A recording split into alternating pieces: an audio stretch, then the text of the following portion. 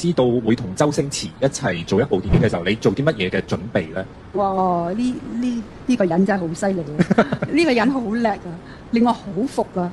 佢係一個我翻咗嚟之後啊，合作過嘅人咧，最用功、最用心機嘅。佢喺片場唔講嘢噶，完全唔同你傾閒偈，佢就咁坐喺度諗啊，猛咁諗點樣做。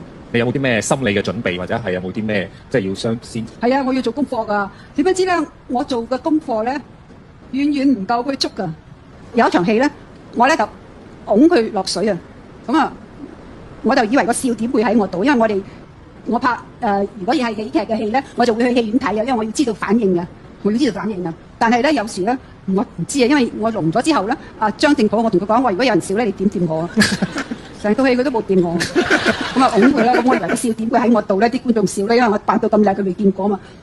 殊不知唔係嘅，冇人笑嘅戲院。然之後睇到佢咁樣跌落水，大家哇笑到咧笑聲震地球咁樣，我要即刻熄個助聽器啊！